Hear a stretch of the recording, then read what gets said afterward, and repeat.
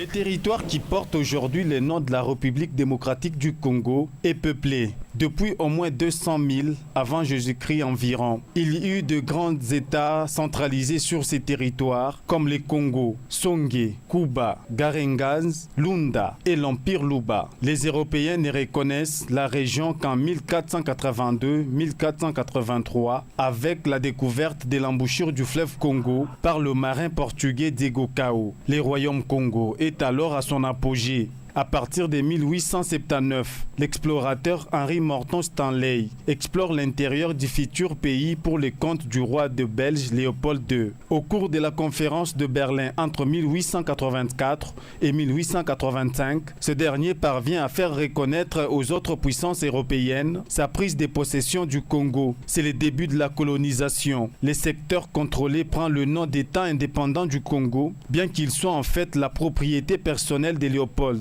En 1908, le Parlement belge reprend, par legs du roi Léopold II, la tutelle sur les territoires dénommés Congo belge. Le 30 juin 1960, le Congo arrache son indépendance à la Belgique. Patrice Lumumba joue un rôle capital dans cette émancipation. Chargé d'espoir, l'indépendance bascule les pays dans le chaos. Le Katanga, puis le Kasaï font sécession. Craignant pour leur vie, le Belge s'enfuit. Les gouvernements congolais se succèdent après l'assassinat de Lumumba en 1961. En 1965, Mobutu, chef d'état-major de l'armée, renverse par un coup d'état le président Joseph Kasavubu. Moi, Mobutu Sese Seko Kukumbendu Wazabanga, je jure d'observer la Constitution et les lois du Zaïre. Le Congo retrouve une certaine stabilité au prix d'un régime autoritaire. Il devient le Zaïre. Mobutu se maintient au pouvoir pendant 32 ans. En 1997, l'avance de l'AFDL avec Mouzé Laurent Désiré Kabila, une force armée rebelle, l'oblige à fuir Kinshasa. Le régime tombe, affaibli par la crise économique, discrédité par la corruption et abandonné par les puissances occidentales. Depuis l'assassinat de Laurent Désiré Kabila en 2001 et la fin du conflit, le Congo est entré dans une phase de démocratisation marquée notamment par la tenue des élections libres en 2006, 2011 et 2018. Depuis la mort de Lumumba en 1961, c'est en 2022 que le héros national sera inhumé en République démocratique du Congo. Bonsoir à tous et bienvenue dans votre émission La Grande Politique qui a l'honneur de recevoir pour vous Madame Ruth Kabondo, elle est présidente fédérale du mouvement écologique Soleil. Madame Ruth, merci beaucoup d'avoir accepté notre invitation et bienvenue dans cette grande émission La Grande Politique. Merci. Madame Ruth, l'RDC est en train de célébrer son 62e anniversaire. Et donc, cette date marque l'acquisition de la République démocratique du Congo en tant que pays souverain et au niveau national et international. Quelle est votre appréhension par rapport à l'indépendance de la République démocratique du Congo? Oui, merci beaucoup pour la question. Par rapport à cette journée d'aujourd'hui où la RDC est en train de célébrer son 62e anniversaire de l'indépendance, c'est vraiment d'abord une grande joie pour cette journée d'aujourd'hui. Et nous, en passant, je m'en veux aussi féliciter et rendre hommage à notre héros national, celui qui a lutté corps et âme, afin que nous puissions obtenir cette indépendance. Monsieur Emery Patrice Lumumba, pour son effort, alors vraiment j'ai dit paix à son âme. C'est une grande journée, c'est vraiment une grande joie pour nous en tant que politiciens. Nous sommes là pour célébrer notre 62e anniversaire. Et en passant aussi, c'est aussi l'interpellation pour les hommes politiques à pouvoir aussi faire comme notre héros national Patrice Emery Lumumba, qui a lutté jusqu'au bout pour obtenir cette indépendance. En tant que politiciens, nous devons aussi emboîter son pas pour lutter jusqu'au bout dans notre marche, dans tout ce que nous faisons, afin que nous puissions trouver gain de cause. Vous êtes une femme politique, ça on le sait tous. Est-ce que, parlant de la femme politique congolaise actuellement, 70 ans après cette indépendance de la République démocratique du Congo, vous pensez que la femme a beaucoup évolué dans le domaine politique, dans la sphère politique? Effectivement, la femme a beaucoup évolué dans les domaines politiques parce qu'à nos jours, nous voyons les femmes qui sont des responsables dans les institutions publiques. Nous voyons des femmes gouverneurs, nous voyons des femmes ministres, nous voyons des femmes bourgmestres, des femmes maires de la ville. Vraiment, nous voyons que les femmes aussi sont en train de s'imprégner pour apporter aussi un plus sur le plan politique ou dans la gestion des choses publiques. Est-ce que vous pensez qu'il y a cette parité-là au sein des institutions aujourd'hui de la République démocratique du Congo entre l'homme et la femme? Oui, en fait, la parité est là, mais elle n'est pas encore totale. Elle n'est pas encore totale. Comme on est en train de pousser ou comme les femmes d'elles-mêmes ont pris cette initiative aussi de s'en gérer dans la gestion publique, je crois que dans les années à venir, la parité sera vraiment totale sur tous les plans. Vous, en tant que femme, qu'est-ce qu'il faudrait faire aujourd'hui pour que cette parité-là soit totale comme vous venez de l'évoquer? En tant que femme, pour qu'elle soit totale, il faut juste pousser les femmes. Il ne faudrait pas que les femmes reculent. Il ne faudrait pas que les femmes se voient inférieures par rapport aux hommes sur le plan politique. Les femmes doivent aussi s'élever, les femmes doivent aussi pousser, elles doivent aussi plutôt lutter pour aussi être dans les institutions publiques, afin de gérer pour que la parité soit aussi réellement réelle. Là, c'est le problème de la femme. Il faut que la femme ne se sente pas inférieure, mais elle doit lutter, elle doit pousser. Est-ce que vous pouvez d'abord nous donner, selon votre conception, comment s'est comportée la femme à cette époque de l'indépendance, politiquement parlant? Comment cette femme s'est comportée à cette époque-là, c'est-à-dire les années 60, 61, 62? Comment la femme s'est considérée sur le plan politique? Je pense que vers ces années-là, la femme pensait que la politique était juste l'affaire des hommes. Où la femme pensait qu'elle ne pouvait pas s'imprégner de la politique. Donc la femme avait une réticence par rapport à la politique. Et c'est vraiment le contraire de ce qu'on est en train de voir aujourd'hui. Là où la femme a compris aussi qu'elle est l'aide, selon ce que la Bible avait dit. La femme, c'est une aide de l'homme, même sur le plan politique. La femme, elle est aussi capable de pouvoir acheminer ensemble avec l'homme.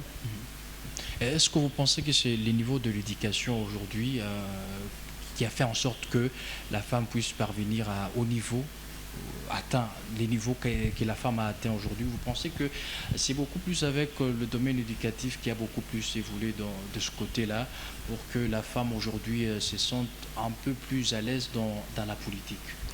Oui, je pense que oui. L'éducation a aussi joué un grand rôle, un très grand rôle, parce que à son temps, la femme, elle était considérée juste comme une femme ménagère. Et la femme, on ne poussait pas la femme à étudier. La femme, elle était là pour juste attendre le mariage et mettre au monde les enfants. Mais aujourd'hui, à cause de l'éducation, la femme a compris qu'elle n'est pas là seulement pour ça. Elle est là aussi pour apporter un plus à la nation, pour apporter un plus même sur le plan politique. Elle n'est pas là seulement comme en tant qu'une femme ménagère. Elle est là aussi pour faire au-delà du ménage. Vous avez dit la femme n'est pas justement comme en tant que femme ménagère qui doit s'occuper de son mari ainsi que de ses enfants. Mais aujourd'hui, on a quand même enregistré des avancées significatives du côté de la femme dans le domaine politique, bien évidemment. Qu'est-ce qu'il faudrait faire actuellement pour que la femme puisse encore beaucoup plus exceller dans le domaine politique? Ce qu'il faut faire, il faut d'abord commencer à pousser aux femmes de beaucoup étudier, de beaucoup apprendre, de ne pas se limiter, de ne pas se voir, comme je venais de le dire, inférieure, et que la femme se sente aussi capable. Est-ce qu'à l'époque de l'indépendance, une petite question, à l'époque de l'indépendance, l'acquisition de l'indépendance, est-ce qu'il y avait des femmes qui avaient pratiquement lutté pour cette acquisition de l'indépendance de la République démocratique du Congo? Je pense une femme de Bas-Congo. Exactement. Ah oui, je pense à elle. Elle avait aussi lutté. Et s'appelait comment? Peut-être que son nom vient de m'échapper. Elisabeth, quelque chose comme ça. Mais il y avait quand même une femme qui avait aussi lutté pour ça. C'était parmi les rares femmes, bien sûr.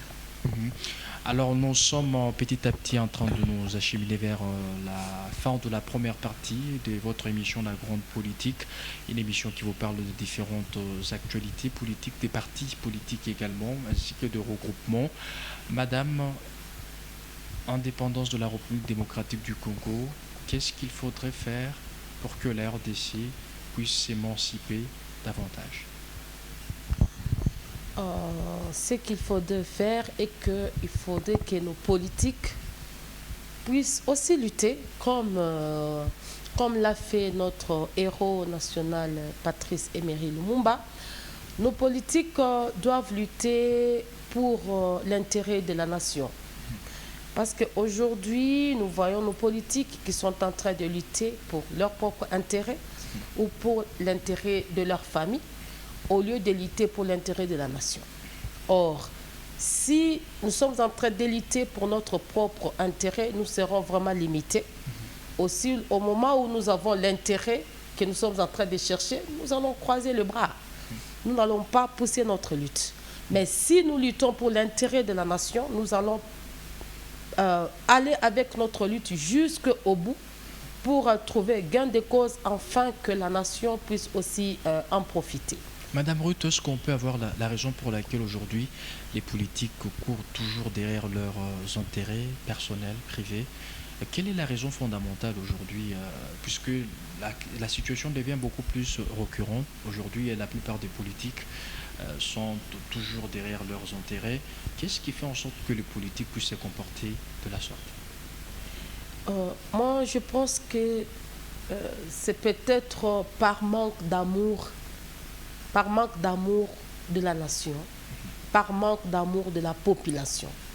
Aussi longtemps que tu as de l'amour envers ta nation, envers ta population, tu dois avoir de la compassion. C'est-à-dire, tu dois travailler par rapport à cela. Tu te dis, je travaille par rapport à ma nation, je travaille parce que ma nation doit aussi en bénéficier. Mais si il n'y a pas l'amour, c'est difficile de travailler en faveur des autres.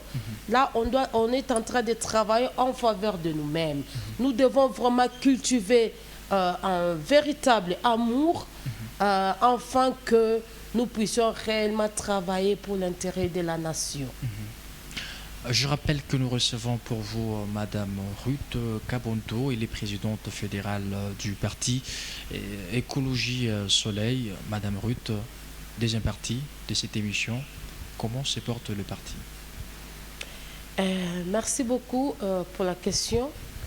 Je présente d'abord mon parti politique. Nous sommes un parti souveraineté, ordre, liberté, écologie, innovation et lumière. Nous sommes un parti écologique Soleil. Bon, le parti se porte bien. Quelles sont les ambitions du parti, Madame Ruth? Les ambitions du parti, notre parti a comme idéologie le fédéralisme, le fédéralisme centriste, c'est-à-dire nous sommes là, nous ne regardons ni à gauche ni à droite, mais nous sommes au milieu. Nous luttons pour le développement. Est-ce qu'on peut savoir le projet de société de votre parti politique? Oui, le projet de société de notre parti politique, notre parti écologique Soleil est en train de lutter pour infiltrer dans l'esprit de la population congolaise l'importance de la protection de l'environnement, afin que cette population soit vraiment des citoyens, soit des éco-citoyens. C'est-à-dire que la population congolaise comprenne plutôt l'importance de l'environnement afin de commencer à poser des gestes purement écologiques.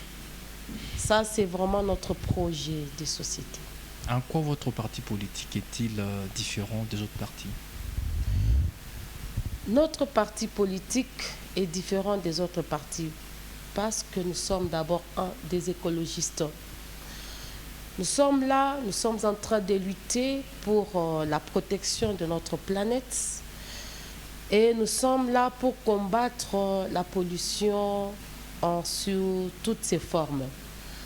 Nous sommes un parti politique qui s'inspire des six valeurs des écologistes mondiaux.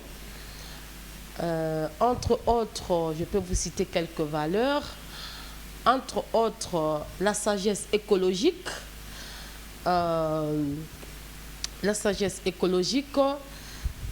la démocratie participative. Oui, je vous cite juste ça. Les élections de 2023 se pointent à l'horizon. Bientôt, ce sera une année électorale. Qu'est-ce que votre parti prépare pour ces élections-là de 2023? Oui, là, nous sommes déjà en préparation pour les élections de 2023 parce que nous voulons aussi conquérir le pouvoir en 2023. Nous voulons aussi avoir dans notre parti politique le poids politique, avoir beaucoup de députés pour poursuivre notre défi du développement rural. Vous comptez arracher, est-ce que vous comptez arracher pratiquement tous les scrutins à tous les niveaux, c'est-à-dire au niveau provincial, national, voire même municipal? Bien sûr. Comment comptez-vous y parvenir? C'est par le travail. Par le travail que nous sommes en train de faire maintenant. Et c'est ce travail-là qui va nous amener à remporter cela. Dans quelle année votre parti a été créé? Notre parti a été créé en 2019. Ça fait pratiquement 3 ans d'existence. Oui, 3 ans d'existence. Pensez-vous qu'à 3 ans, le parti est déjà prêt pour les élections de 2023? Oui, pourquoi pas. Le parti est prêt parce que nous sommes en train de faire un travail. Nous sommes les gens qui n'attendent pas les élections pour travailler.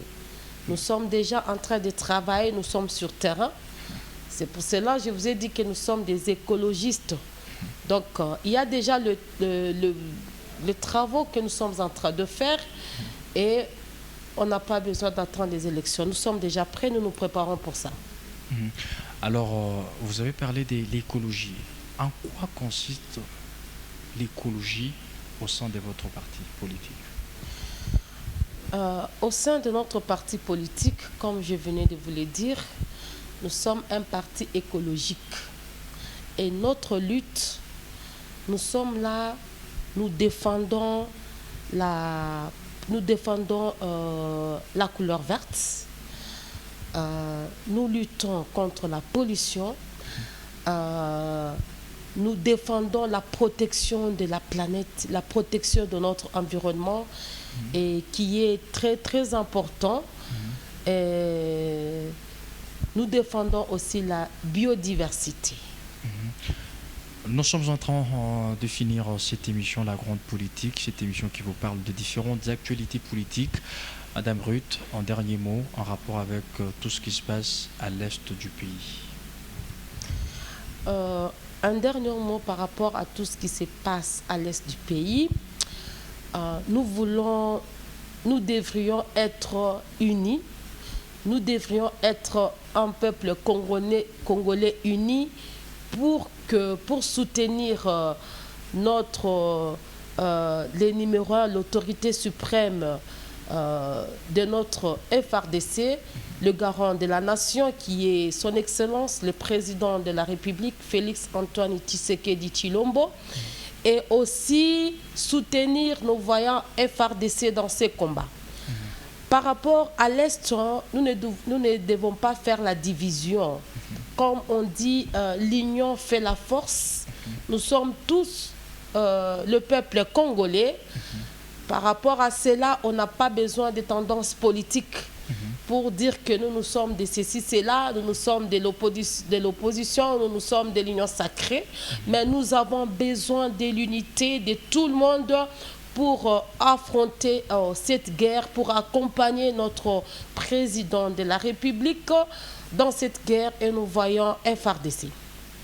Grande Politique touche à sa fin. Merci beaucoup, Madame Ruth, d'avoir accepté notre invitation. Et merci beaucoup. Merci, mesdames et messieurs, d'avoir été nombreux sur les antennes de Phare Radio et Télévision. Grande Politique touche à sa fin. Merci à tous et au prochain rendez-vous. Merci.